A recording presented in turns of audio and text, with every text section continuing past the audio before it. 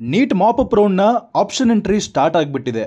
ಈ ಒಂದು mop up ರೌಂಡ್ಗೆ ಯಾವೆಲ್ಲ ಇನ್ಸ್ಟ್ರಕ್ಷನ್ಸ್ಗಳನ್ನು ಫಾಲೋ ಮಾಡಬೇಕು, ಎಷ್ಟು ಕಾಷನ್ ಡಿಪಾಸಿಟ್ನ ಪೇ ಮಾಡಬೇಕು ಎಲ್ಲವನ್ನ ಈ ಒಂದು ವಿಡಿಯೋದಲ್ಲಿ ಕವರ್ ಮಾಡಲಿದ್ದೇನೆ.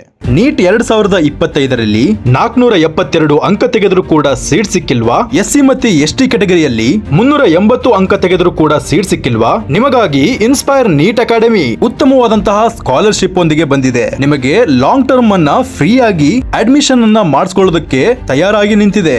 ಮತ್ತೆ ಕೆತಡ ನಿಮ್ಮ MBBS ಕನಸನ್ನು ಇನ್ಸ್ಪೈರ್ ನೀಟ್ ಅಕಾಡೆಮಿಯೊಂದಿಗೆ ನನಸು ಮಾಡಿಕೊಳ್ಳಲು ಈಗಲೇ ಅಡ್ಮಿಷನ್ ಮಾಡಿಕೊಳ್ಳಿ. ಕೆಳಗೆ ಕಾಣಿಸುತ್ತಿರುವಂತಹ ವಾಟ್ಸ್ಆಪ್ ನಂಬರಿಗೆ ಕಾಂಟ್ಯಾಕ್ಟ್ ಮಾಡಿ.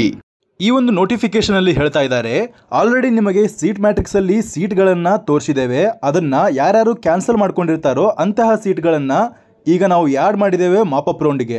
ಯಾರ್ಯಾರಿಗೆ ಇಂಟ್ರೆಸ್ಟ್ ಇದೆಯೋ ಎಲಿಜಿಬಲ್ ಕ್ಯಾಂಡಿಡೇಟ್ಸ್ ಗಳಿಗೆ ಈ ಒಂದು ಆಪ್ಷನ್ ಎಂಟ್ರಿನ ಮಾಡ್ಕೊಳ್ಳೋದಕ್ಕೆ ಅವಕಾಶವನ್ನ ಕೊಡ್ತೇವೆ ಅಂತ ಹೇಳಿದ್ದಾರೆ. ಈ ಒಂದು ಮಾಪ್ ಅಪ್ ರೌಂಡ್ಗೆ ಯಾರ್ಯಾರು ಎಲಿಜಿಬಲ್ ಇರ್ತಾರೆ ಅಂದ್ರೆ, ಯಾರ್ಯಾರು ಹಿಂದಿನ ಯಾವುದೇ ಒಂದು ರೌಂಡಲ್ಲಿ ಒಂದು ಸೀಟ್ ಸಿಕ್ಕಿಲ್ವೋ ಅಂಥವರಿಗೆ ಮಾತ್ರ ಈ ಒಂದು ರೌಂಡಲ್ಲಿ ಆಪ್ಷನ್ ಎಂಟ್ರಿನ ಮಾಡ್ಕೊಳ್ಳೋದಕ್ಕೆ ಅಲೋ ಮಾಡ್ತಾರೆ. ಅಷ್ಟೇ ಅಲ್ಲದೆ ನಿಮಗೆ ಒಂದು ಮೆಡಿಕಲ್ ಸೀಟ್ ಸಿಕ್ಕಿದ್ದು ನೀವು ಕಾಷನ್ ಡಿಪಾಸಿಟನ್ನು ಕಳೆದುಕೊಂಡು ಆ ಒಂದು ಸೀಟನ್ನು ಕ್ಯಾನ್ಸಲ್ ಮಾಡ್ಕೊಂಡಿದ್ರು ಕೂಡ ನಿಮಗೆ ಈ ಒಂದು ರೌಂಡಲ್ಲಿ ಎಲಿಜಿಬಿಲಿಟಿ ಕೊಡ್ತಾರೆ. ನಿಮಗೆ ಹಿಂದಿನ ರೌಂಡಲ್ಲಿ MBBS ಸೀಟ್ ಸಿಕ್ಕಿದೆ, ಡೆಂಟಲ್ ಸೀಟ್ ಸಿಕ್ಕಿದೆ. ಅಂತಹ ಸಮಯದಲ್ಲಿ MBBS ಸೀಟ್ ಸಿಕ್ಕು MBBSಗೆ ನೀವು ಪಾರ್ಟಿಸಿಪೇಟ್ ಮಾಡೋದಕ್ಕಾಗಲ್ಲ, ಡೆಂಟಲ್ ಸಿಕ್ಕು ಡೆಂಟಲ್ಗೆ ಪಾರ್ಟಿಸಿಪೇಟ್ ಮಾಡೋದಕ್ಕಾಗಲ್ಲ. ಕೇವಲ ನಿಮಗೆ ಡೆಂಟಲ್ ಸೀಟ್ ಸಿಕ್ಕು MBBS ಸೀಟ್ಸ್ಗೆ ಪಾರ್ಟಿಸಿಪೇಟ್ ಮಾಡ್ತೇನೆ ಅಂದರೆ ಅದಕ್ಕೆ ಅಲೋ ಇರ್ತದೆ. ಆದರೆ ನಿಮಗೆ MBBS ಸಿಕ್ಕು MBBSಗೆ ಪಾರ್ಟಿಸಿಪೇಟ್ ಮಾಡೋದಕ್ಕೆ ಅಲೋ ಮಾಡಲ್ಲ. ಕಳೆದ ವರ್ಷದಲ್ಲಿ ಡೆಂಟಲ್ಗೆ ಯಾವುದೇ ಕಾಷನ್ ಡಿಪಾಸಿಟ್ ಇರ್ತಾ ಇರಲಿಲ್ಲ, 10,000 ಕಾಷನ್ ಡಿಪಾಸಿಟ್ ಮಾತ್ರ ಇರ್ತಾ ಇತ್ತು. ಈ ವರ್ಷ ಏನು ಮಾಡಿದ್ದಾರೆ ಅದನ್ನು ಹೇಳ್ತೇನೆ ಕೇಳಿ. ಯಾರು MBBS ಮತ್ತು ಡೆಂಟಲ್ಗೆ ಈ ಒಂದು ಆಪ್ಷನ್ ಎಂಟ್ರಿನ ಮಾಡ್ಕೊಳ್ಳೋದಕ್ಕೆ ಇಷ್ಟಪಡ್ತಿದ್ದೀರೋ ಅವರು MBBS ಕೋರ್ಸ್ ಫೀಸನ್ನು ಡೆಪಾಸಿಟ್ ಮಾಡಬೇಕು ಅಂತ ಹೇಳಿದ್ದಾರೆ.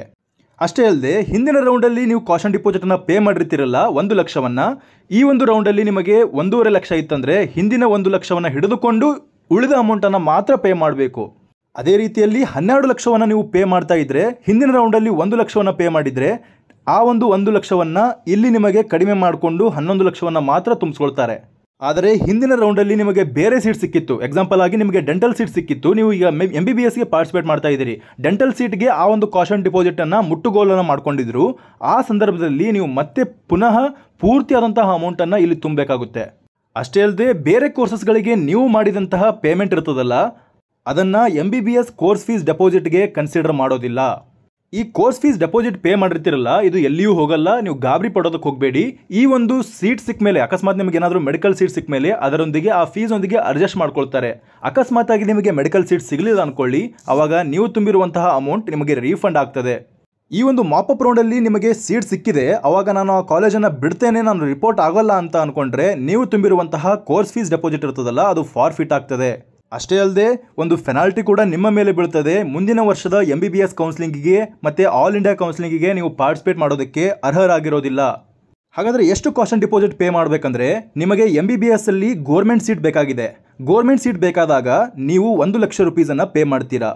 1 ಲಕ್ಷವನ್ನು ಪೇ ಮಾಡಿದಾಗ ನೀವು ಕೇವಲ ಗೋರ್ಮೆಂಟ್ ಕೋಟಾದ ಸೀಟ್ಗಳನ್ನು ಮಾತ್ರ ಆಪ್ಷನ್ ಎಂಟ್ರಿಗೆ ಹಾಕೊಳ್ಳೋಕ್ಕಾಗುತ್ತೆ. ಅದೇ ರೀತಿಯಲ್ಲಿ ನೀವು ಪ್ರೈವೇಟ್ ಕೋಟಾದ ಸೀಟ್ಗಳು, NRI ಕೋಟಾದ ಸೀಟ್ಗಳು, ಅದರ್ಸ್ ಕ್ಯಾಟಗರಿಯ ಸೀಟ್ಸ್ಗಳನ್ನು ಕೇವಲ ಡೆಂಟಲಲ್ಲಿ ಮಾತ್ರ ಹಾಕೊಳ್ಳೋಕ್ಕಾಗುತ್ತೆ, ಆದರೆ MBBSನಲ್ಲಿ ಹಾಕೊಳ್ಳೋದಕ್ಕಾಗಲ್ಲ. ಆದ್ದರಿಂದ 1 ಲಕ್ಷ ಪೇ ಮಾಡಿದವರು MBBSನಲ್ಲಿ ಗೋರ್ಮೆಂಟ್ ಕಾಲೇಜ್ಗಳನ್ನು ಹಾಕ್ಬೋದು, ಅದೇ ರೀತಿ ಪ್ರೈವೇಟ್ ಕಾಲೇಜ್ನಲ್ಲಿ ಗೋರ್ಮೆಂಟ್ ಸೀಟ್ ಕೂಡ ಹಾಕ್ಬೋದು. ಅಷ್ಟೇ ಅಲ್ಲದೆ ನೀವು ಡೆಂಟಲ್ ಕಾಲೇಜ್ಗಳನ್ನು ಯಾವ್ದು ಬೇಕಾದರೂ ಕೂಡ ಹಾಕ್ಬೋದು. ಹಾಗೆ ನಿಮಗೇನಾದರೂ ಪ್ರೈವೇಟ್ ಕೋಟಾದ ಸೀಟ್ಗಳು ಬೇಕಾಗಿದ್ದರೆ, ಪ್ರೈವೇಟ್ ಅಂದರೆ ಪ್ರೈವೇಟ್ ಯೂನಿವರ್ಸಿಟಿಗಳನ್ನು ಕೂಡಿಸ್ಕೊಂಡು ಹೇಳ್ತಾ ಇದ್ದಾರೆ, ಆವಾಗ ನೀವು 12 ಲಕ್ಷವನ್ನು ಕಾಷನ್ ಡಿಪಾಸಿಟ್ ಆಗಿ ಇಡಬೇಕಾಗುತ್ತೆ. ನಿಮಗೇನಾದರೂ ಮ್ಯಾನೇಜ್ಮೆಂಟ್ ಕೊಡಾದ ಸೀಟ್ಗಳು ಬೇಕಾಗಿದ್ದರೆ 25 ಲಕ್ಷವನ್ನು ಇಡಬೇಕಾಗುತ್ತೆ. ಯಾವಾಗ ನೀವು 12 ಲಕ್ಷವನ್ನು ಕಾಷನ್ ಡಿಪಾಸಿಟ್ ಆಗಿ ಇಡ್ತೀರೋ ಆವಾಗ ನೀವು ಗೋರ್ಮೆಂಟ್ ಕೋಟಾದ ಸೀಟ್ಗಳನ್ನು ಹಾಕ್ಬೋದು, ಪ್ರೈವೇಟ್ ಕೋಟಾದ ಸೀಟ್ಗಳನ್ನು ಹಾಕ್ಬೋದು, ಬಟ್ ಮ್ಯಾನೇಜ್ಮೆಂಟ್ನ ಸೀಟ್ಗಳನ್ನು ಹಾಕೋದಕ್ಕಾಗಲ್ಲ. ಅದೇ ನೀವು 25 ಲಕ್ಷವನ್ನು ಪೇ ಮಾಡಿದ್ರೆ ನೀವು ಅಲ್ಲಿ ಆಪ್ಷನ್ ಎಂಟ್ರಿಯಲ್ಲಿರುವಂತಹ ಎಲ್ಲ ಕಾಲೇಜ್ಗಳು ನಿಮಗೆ ಹಾಕೋದಕ್ಕೆ ಅಲೋ ಮಾಡ್ತಾರೆ. ಇಲ್ಲಿ ಕೆಲವೊಂದು ಇಂಪಾರ್ಟೆಂಟ್ ಇನ್ಸ್ಟ್ರಕ್ಷನ್ಸ್ಗಳನ್ನು ಕೊಟ್ಟಿದ್ದಾರೆ, ಅದೇನೆ ಅಂತ ತಿಳ್ಕೊಳ್ಳೋಣ ಬನ್ನಿ. ಯಾರಿಗೆ ಮೊದಲ ರೌಂಡಲ್ಲಿ MBBS ಅಥವಾ ಡೆಂಟಲ್ ಸೀಟ್ ಸಿಕ್ಕಿದೆಯೋ, ಸೀಟ್ ಸಿಕ್ಕ ಮೇಲೆ ನೀವು ಚಾಯ್ಸ್ ಎಂಟ್ರಿಯನ್ನು ಮಾಡಿರೋದಿಲ್ವೋ ಅಂಥವರಿಗೆ ಮಾಪ್ ಅಪ್ ರೌಂಡಲ್ಲಿ ಅಲೋ ಮಾಡೋದಿಲ್ಲ. ಅಷ್ಟೇ ಅಲ್ಲದೆ ಮೊದಲ ರೌಂಡಲ್ಲಿ ಚಾಯ್ಸ್ 1 ತೆಗೆದುಕೊಂಡು ಚಾಯ್ಸ್ 2 ತೆಗೆದುಕೊಂಡಿರುವಂತಹ ವಿದ್ಯಾರ್ಥಿಗಳು ಫೀಸನ್ನು ಪೇ ಮಾಡಿದರೆ MBBS ಸೀಟ್ಗೆ, ಅಥವಾ ಸೆಕೆಂಡ್ ರೌಂಡಲ್ಲಿ ಸೀಟ್ ಸಿಕ್ಕಿದೆ ಅವರು ಕೂಡ ನೀವು ಏನಾದರೂ ಫೀಸನ್ನು ಪೇ ಮಾಡಿದರೆ ಅವರು ಈ ಒಂದು ರೌಂಡಿಗೆ ಎಲಿಜಿಬಲ್ ಇರೋದಿಲ್ಲ ಅಂತ ಹೇಳಿದ್ದಾರೆ. ಆದರೆ ಗಮನ ಇರಲಿ, ನೀವು ಫೀಸನ್ನು ಫಾರ್ಫಿಟ್ ಮಾಡ್ಕೊಂಡಿದ್ರೆ, ಕಾಷನ್ ಡಿಪಾಸಿಟ್ನ ಫಾರ್ಫಿಟ್ ಮಾಡ್ಕೊಂಡಿದ್ರೆ ನಿಮಗೆ ಅಲೋ ಮಾಡ್ತಾರೆ. ಅಷ್ಟೇ ಅಲ್ಲದೆ the candidate who have given the choice 3 in the first round, second ರೌಂಡಲ್ಲಿ ಸಿಕ್ಕಿರುವಂಥ ಸೀಟ್ಗೆ ಫೀಸನ್ನು ಪೇ ಮಾಡಿದರೆ ಅಂತಹ ವಿದ್ಯಾರ್ಥಿಗಳು ಕೂಡ ಮಾಪಪ್ ರೌಂಡ್ಗೆ ಅಲೋ ಇರೋದಿಲ್ಲ. ಡೆಂಟಲಲ್ಲಿ ಸೀಟನ್ನು ತೆಗೆದುಕೊಂಡಿರುವಂತಹ ವಿದ್ಯಾರ್ಥಿಗೆ ಡೆಂಟಲಲ್ಲಿ ಪಾರ್ಟಿಸಿಪೇಟ್ ಮಾಡೋದಕ್ಕೆ ಅರ್ಹರಾಗಿರೋದಿಲ್ಲ, ಕೇವಲ MBBS ಅಲ್ಲಿ ಪಾರ್ಟಿಸಿಪೇಟ್ ಮಾಡೋದಕ್ಕೆ ಅರ್ಹರಾಗಿರ್ತಾರೆ. ಫಸ್ಟ್ ರೌಂಡ್ ಮತ್ತು ಸೆಕೆಂಡ್ ರೌಂಡಲ್ಲಿ ಆಲ್ ಇಂಡಿಯಾ ಕೋಟಾದಲ್ಲಿ ಡೀಮ್ಡ್ ಯೂನಿವರ್ಸಿಟಿಗಳಲ್ಲಿ, ಅದರ್ ಇನ್ಸ್ಟಿಟ್ಯೂಟ್ಗಳಲ್ಲಿ, ಅದರ್ ಬೋರ್ಡ್ಗಳಲ್ಲಿ ನೀವೇನಾದರೂ ಸೀಟನ್ನು ತೆಗೆದುಕೊಂಡಿದ್ದರೆ ಅಂತಹ ವಿದ್ಯಾರ್ಥಿಗಳಿಗೂ ಕೂಡ ಮಾಪಪ್ ರೌಂಡ್ಗೆ ಅಲೋ ಇರೋದಿಲ್ಲ. ಹಾಗೆಯೇ ಆಯುಷಲ್ಲಿ ಸೀಟ್ ಸಿಕ್ಕಿದೆ, ಇಂಜಿನಿಯರಿಂಗಲ್ಲಿ ಸೀಟ್ ಸಿಕ್ಕಿದೆ, ಡೆಂಟಲಲ್ಲಿ ಸೀಟ್ ಸಿಕ್ಕಿದೆ ಅಂತಹ ವಿದ್ಯಾರ್ಥಿಗಳು ಈ ಒಂದು ರೌಂಡ್ಗೆ ನಿಮಗೆ ಇಂಟ್ರೆಸ್ಟ್ ಇದ್ದರೆ ನೀವು ಪಾರ್ಟಿಸಿಪೇಟ್ ಮಾಡ್ಬೋದು. ಆದರೆ ನಿಮ್ಮ ಹಿಂದಿನ ಸೀಟನ್ನು ನೀವು ಕಳ್ಕೊಳ್ತೀರಿ, ಈ ಸೀಟಿಗೆ ನೀವು ಅಡ್ಮಿಷನ್ ತೆಗೆದುಕೊಳ್ತೀರಿ. ಅಷ್ಟೇ ಅಲ್ಲದೆ ಈ ಒಂದು ಕಾಲೇಜ್ಗೆ ಹಳೆಯ ಕಾಲೇಜಿಂದ ಡಾಕ್ಯುಮೆಂಟ್ಗಳನ್ನು ತೆಗೆದುಕೊಂಡು ಬರುವಂತಹ ರೆಸ್ಪಾನ್ಸಿಬಿಲಿಟಿ ನಿಮ್ಮದೇ ಆಗಿರುತ್ತದೆ. ಅಷ್ಟೇ ಅಲ್ಲದೆ ನಿಮಗೆ ಆಪ್ಷನ್ಸ್ಗಳು ಇರೋದಿಲ್ಲ, ಯಾವುದರಲ್ಲಿ ಒಂದು ಚೂಸ್ ಮಾಡಬೇಕಂತ ಆಪ್ಷನ್ಸ್ ಇರೋದಿಲ್ಲ. ಕೇವಲ ನೀವು ಈಗ ಸಿಕ್ಕಿರುವಂಥ ಕಾಲೇಜಿಗೆ ಅಡ್ಮಿಷನ್ ತೆಗೆದುಕೊಳ್ಬೇಕಾಗುತ್ತೆ. ಹಳೆಯದಾಗಿ ಸಿಕ್ಕಿರುವಂಥ ಕಾಲೇಜು ಕ್ಯಾನ್ಸಲ್ ಆಗಿ ಹೋಗ್ತದೆ. ನಿಮಗೆ ಎಷ್ಟು ಟೈಮನ್ನು ಕೊಟ್ಟಿರ್ತಾರೋ ಅಷ್ಟೇ ಸಮಯದಲ್ಲಿ ನೀವು ಒರಿಜಿನಲ್ ಡಾಕ್ಯುಮೆಂಟನ್ನು ಒಂದು ಕಾಲೇಜಿನಿಂದ ಇನ್ನೊಂದು ಕಾಲೇಜಿಗೆ ತರುವಂತಹ ರೆಸ್ಪಾನ್ಸಿಬಿಲಿಟಿ ನಿಮ್ಮದೇ ಆಗಿರುತ್ತೆ. ಈ ರೀತಿ ಡಾಕ್ಯುಮೆಂಟ್ಗಳನ್ನು ಒಂದು ಕಾಲೇಜಿನಿಂದ ಇನ್ನೊಂದು ಕಾಲೇಜಿಗೆ ತರೋದರಲ್ಲಿ ನೀವು ವಿಫಲರಾದರೆ ಆ ಒಂದು ಸೀಟ್ ಕ್ಯಾನ್ಸಲ್ ಆಗಿ ಹೋಗ್ತದೆ, ನಿಮಗೆ ಎರಡೂ ಕಡೆ ಸೀಟ್ ಸಿಗೋದಿಲ್ಲ. ಇದು ಮುಖ್ಯವಾಗಿ ನೆನಪಿರಲಿ. ನೀವು ಎಷ್ಟೇ ಬೇಡಿಕೊಂಡ್ರೂ ಕೂಡ ನಿಮಗೆ ಅದು ಸೀಟ್ ಸಿಗೋದಿಲ್ಲ. ಆದ್ದರಿಂದ ಡಾಕ್ಯುಮೆಂಟ್ಗಳನ್ನು ತರುವಂತಹ ರೆಸ್ಪಾನ್ಸಿಬಿಲಿಟಿ ನಿಮ್ಮದೇ ಆಗಿರುತ್ತದೆ. ಕಾಲೇಜ್ಗಳು ದುಡ್ಡನ್ನು ಕೇಳ್ತಾರೆ, ಸ್ವಲ್ಪ ಅಮೌಂಟನ್ನು ಕೇಳ್ಬೋದು ಡಾಕ್ಯುಮೆಂಟನ್ನು ಹಿಂತಿರುಗಿಸೋದಕ್ಕೆ. ಅವ್ರಿಗೂ ಕೂಡ ಸರ್ಚ್ ಮಾಡಿ ನಿಮ್ಮ ಡಾಕ್ಯುಮೆಂಟ್ಗಳನ್ನು ಕೊಡಬೇಕಾಗುತ್ತೆ. ಆ ಸರ್ಚ್ ಮಾಡಿ ಕೊಡೋದಕ್ಕೆ ಸ್ವಲ್ಪ ಅಮೌಂಟನ್ನು ಕೇಳ್ತಾರೆ. ಭಾಳಷ್ಟು ಅಮೌಂಟನ್ನು ಕೇಳಿದ್ರೆ ನೀವು ಹೇಳ್ಬೋದು, ಮುಂಚೆ ಕೇಳಿರಬೇಕು ನೀವು ಡಾಕ್ಯುಮೆಂಟನ್ನು ವಾಪಸ್ ಕೊಡಿ ಅಂತ. ಆದ್ದರಿಂದಲೇ ಈಗೆಲ್ಲೇ ನೀವು ಹಳೆಯ ಕಾಲೇಜಿಗೆ ಕೇಳ್ಕೊಂಡು ಇಟ್ಕೊಂಡ್ಬಿಡಿ ಡಾಕ್ಯುಮೆಂಟನ್ನು ನಮಗೆ ಕೊಡಬೇಕು ಅಂತ. ಇಲ್ಲಿ ಕೆಲವೊಂದು ಸ್ಪೆಷಲ್ ಇನ್ಸ್ಟ್ರಕ್ಷನ್ಸ್ಗಳನ್ನು ಕೊಟ್ಟಿದ್ದಾರೆ. ಈ KEA ಪ್ರೊವಿಷನಲ್ ರಿಸಲ್ಟ್ ಇದೆಯಲ್ಲ, ಅದನ್ನು MCCಯ ರಿಸಲ್ಟ್ ಆದಮೇಲೆ ರಿಲೀಸ್ ಮಾಡ್ತೇವೆ ಅಂತ ಹೇಳಿದ್ದಾರೆ. ಈ ಪಾಯಿಂಟನ್ನು ಬಹಳಷ್ಟು ಗಮನ ಇಟ್ಕೊಂಡು ಕೇಳ್ಕೊಳ್ಳಿ. ನಿಮಗೆ ಆಲ್ ಇಂಡಿಯಾದಲ್ಲಿ ಸೀಟ್ ಸಿಕ್ಬಿಟ್ಟಿದೆ, ಅದೇ ರೀತಿಯಲ್ಲಿ KEAಯಲ್ಲಿ ಕೂಡ ಸೀಟ್ ಸಿಕ್ಬಿಟ್ಟಿದೆ ಥರ್ಡ್ ರೌಂಡಲ್ಲಿ. ಆ ಸಂದರ್ಭದಲ್ಲಿ ನಿಮಗೆ KEA ಸೀಟನ್ನು ರಿಟರ್ನ್ ಮಾಡ್ಕೊಳ್ಬೇಕಾಗಿದೆ. ಅಂದರೆ ನೀವು KEA ಸೀಟನ್ನು ನಿಮ್ಮ ಹತ್ತಿರ ಇಟ್ಕೊಳ್ಬೇಕಾಗಿದೆ. ಅಂತಹ ಸಮಯದಲ್ಲಿ ನೀವು KEAಗೆ ಖುದ್ದಾಗಿ ಪರ್ಸ್ನಲಿ ಹೋಗಿ ಒಂದು ಲೆಟರನ್ನು ಬರೆದು ಸಬ್ಮಿಟ್ ಮಾಡಬೇಕಾಗುತ್ತೆ, ರಿಕ್ವೆಸ್ಟ್ ಲೆಟರನ್ನು ಸಬ್ಮಿಟ್ ಮಾಡಬೇಕಾಗುತ್ತೆ. ಅದು ಕೂಡ ಕೇವಲ ಒಂದೇ ದಿನದಲ್ಲಿ ನೀವು KEA ಬೆಂಗಳೂರಿಗೆ ಪರ್ಸ್ನಲಿ ಹೋಗಿ ಒಂದು ರಿಟರ್ನ್ ಡಾಕ್ಯುಮೆಂಟನ್ನು ಸಬ್ಮಿಟ್ ಮಾಡಬೇಕಾಗುತ್ತೆ ಅಂತ ಹೇಳಿದ್ದಾರೆ. ಇದು ಎಷ್ಟರ ಮಟ್ಟಿಗೆ ಸಾಧ್ಯವಾಗುತ್ತೋ ನನಗಂತೂ ಗೊತ್ತಾಗ್ತಾ ಇಲ್ಲ. ಕೇವಲ ಒಂದು ದಿವಸದಲ್ಲಿ ನೀವು ಸಬ್ಮಿಟ್ ಮಾಡಬೇಕಂತ ಹೇಳಿದ್ದಾರೆ. ಅಂದರೆ MCCಯಲ್ಲಿ ಸೀಟ್ ಸಿಕ್ಕಿದೆ, ನನಗೆ MCC ಸೀಟ್ ಬೇಡ, KEA ಸೀಟೇ ಇರಲಿ, ನನಗೆ ಫೈನಲ್ ರಿಸಲ್ಟಲ್ಲಿ KEA ಸೀಟೇ ಇರಲಿ ಅಂತ ನೀವೇನಾದರೂ ಅಂದ್ಕೊಂಡ್ರೆ KEAಗೆ ಹೋಗಿ ರಿಟರ್ನ್ ಡಾಕ್ಯುಮೆಂಟನ್ನು ಲೆಟರನ್ನು ಸಬ್ಮಿಟ್ ಮಾಡಿ ಬರಬೇಕಾಗುತ್ತೆ.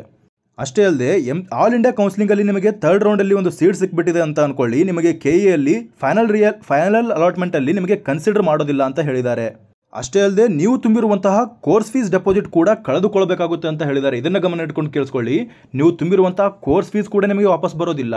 ಅಷ್ಟೇ ಅಲ್ಲದೆ ನೀವು KEAಗೆ ಹೋಗಿ ಒಂದು ಲೆಟರನ್ನು ಸಬ್ಮಿಟ್ ಮಾಡದೇ ಇದ್ದರೆ ಬಹಳಷ್ಟು ತೊಂದರೆಯನ್ನು ಅನುಭವಿಸಬೇಕಾಗುತ್ತೆ ಅಂತ ಬಹಳಷ್ಟು ಎಚ್ಚರಿಕೆಯಿಂದ ಹೇಳ್ತಾ ಇದ್ದಾರೆ. ಆದ್ದರಿಂದ ಈ ಎರಡೂ ಪಾಯಿಂಟ್ಗಳನ್ನು ಬಹಳಷ್ಟು ನೆನಪಿಟ್ಕೊಳ್ಳಿ, ಇದನ್ನು ಫಾಲೋ ಮಾಡಲೇಬೇಕಾಗುತ್ತೆ. ಈಗ ನಿಮಗೆ ಮಾಪಪ್ ರೌಂಡ್ಗೆ ಆಪ್ಷನ್ ಎಂಟ್ರಿಯನ್ನು 7ನೇ ತಾರೀಕು 12 ಗಂಟೆಯಿಂದ 13ನೇ ತಾರೀಕು 12 ಗಂಟೆ ತನಕ ನಿಮಗೆ ಟೈಮನ್ನು ಕೊಟ್ಟಿರ್ತಾರೆ. ಅಷ್ಟರೊಳಗೆ ನೀವು ಫೀಸನ್ನು ಪೇ ಮಾಡಬೇಕು. ಅಷ್ಟೇ ಅಲ್ಲದೆ ಆಪ್ಷನ್ಸ್ ಎಂಟ್ರಿಗಳನ್ನು ಮಾಡ್ಕೊಳ್ಬೇಕು. ಯಾರು ಫೀಸನ್ನು ಪೇ ಮಾಡಿರ್ತೀರೋ ಅವರಿಗೆ ಮಾತ್ರ ಆಪ್ಷನ್ಸ್ ಎಂಟ್ರಿಗಳನ್ನು ಮಾಡೋದಕ್ಕೆ ಅಲೋ ಮಾಡ್ತಾರೆ. ಅಷ್ಟೇ ಅಲ್ಲದೆ ಡೆಂಟಲ್ ಕೋರ್ಸಸ್ಗಳಿಗೆ ಕಂಪಲ್ಸರಿಯಾಗಿ 1 ಲಕ್ಷವನ್ನು ಪೇ ಮಾಡಲೇಬೇಕು. ಅಷ್ಟೇ ಅಲ್ಲದೆ ಎಲ್ಲ ಆಪ್ಷನ್ಸ್ಗಳನ್ನು ಹೊಸದಾಗಿ ನೀವು ಹಾಕಬೇಕು. ಹಿಂದಿನ ರೌಂಡ್ಗಳಲ್ಲಿ ಹಾಕಿದ್ದು ಕನ್ಸಿಡರ್ ಮಾಡೋದೇ ಇಲ್ಲ, ಎಲ್ಲವುಗಳನ್ನು ನೀವು ಹೊಸದಾಗಿ ಆಪ್ಷನ್ ಎಂಟ್ರಿ ಮಾಡಬೇಕು. ಅಷ್ಟೇ ಅಲ್ಲದೆ ಈ ಪಾಯಿಂಟನ್ನು ಬಹಳ ಗಮನ ಇಟ್ಕೊಂಡು ಕೇಳ್ಕೊಳ್ಳಿ. ಯಾವುದೇ ಕೋರ್ಸಲ್ಲಿ ಯಾವುದೇ ಒಂದು ಕಾಲೇಜ್ನಲ್ಲಿ ಅಲ್ಲಿ ಸೀಟ್ಗಳು ಇಲ್ಲ ಅಂತ ಅಂದ್ಕೊಂಡು ಆ ಕಾಲೇಜನ್ನು ಮಿಸ್ ಮಾಡೋದಕ್ಕೆ ಹೋಗಬೇಡಿ. ಬೇರೆ ಒಂದು ಕ್ಯಾಟಗರಿಗಳಲ್ಲಿ ಕೂಡ ನಿಮಗೆ ಅಲಾಟ್ ಆಗುವಂಥ ಸಾಧ್ಯತೆ ಇರ್ತದೆ. ಎಕ್ಸಾಂಪಲ್ ಆಗಿ ಹೇಳಬೇಕಂದ್ರೆ 3A ಕ್ಯಾಟಗರಿಯಲ್ಲಿ ನಮಗೆ ಸೀಟೇ ಇಲ್ಲ ಅಂತ ಅಂದ್ಕೊಂಡು ಆ ಕಾಲೇಜಲ್ಲಿ ಹಾಕೋದಕ್ಕೆ ಬಿಟ್ಟುಬಿಟ್ರೆ ನಿಮಗೆ ಜನರಲ್ ಕ್ಯಾಟಗರಿಯಲ್ಲಿ ಅಲಾಟ್ ಆಗ್ಬೋದಲ್ಲ. ಹಾಗೆ ಹೊಸದಾಗಿ ರಿಜಿಸ್ಟ್ರೇಷನನ್ನು ಮಾಡ್ಕೊಂಡಿರುವಂತಹ ವಿದ್ಯಾರ್ಥಿಗಳು ವೆರಿಫಿಕೇಷನ್ ಸ್ಲಿಪ್ಪನ್ನು KEA ವೆಬ್ಸೈಟಿಂದ ಡೌನ್ಲೋಡ್ ಮಾಡ್ಕೊಳ್ಬೇಕು. ಅದಾದಮೇಲೆ ಆಪ್ಷನ್ ಎಂಟ್ರಿಗಳನ್ನು ಮಾಡಬೇಕು ಅಂತ ಹೇಳಿದ್ದಾರೆ.